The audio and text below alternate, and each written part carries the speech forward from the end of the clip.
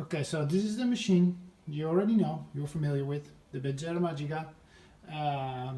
There is also a Bezzera Giulia and a Mitica, and I reckon they're kind of the same on the inside, mostly the same.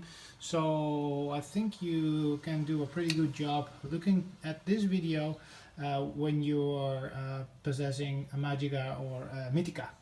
So, Giulia or Mitica, I'm sorry.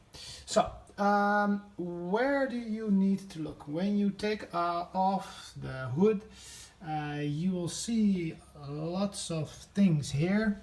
Of course, the boiler, and you have to look for this specific element, because this is where the brew pressure comes from.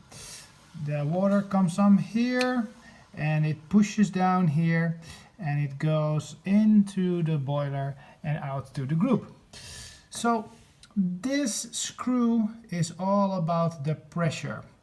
You see this tube pushes the water, the excess water. When the brew pressure reaches an amount of pressure, it will put the excess water out and back into the system.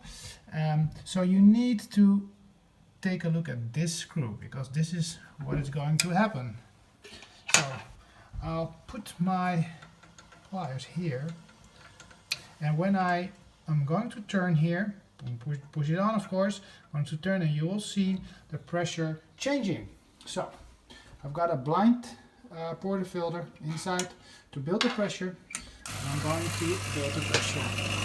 So have a look. It's building up. There we go.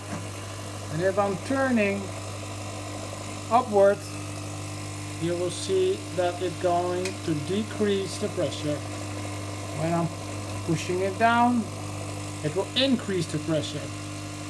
So we want kind of 9 bars, like here. That's okay. Release the pressure a bit. So here is where you need to go. This is the screw that you need to release upwards or push downwards. Upwards will decrease the pressure and downwards will increase the pressure.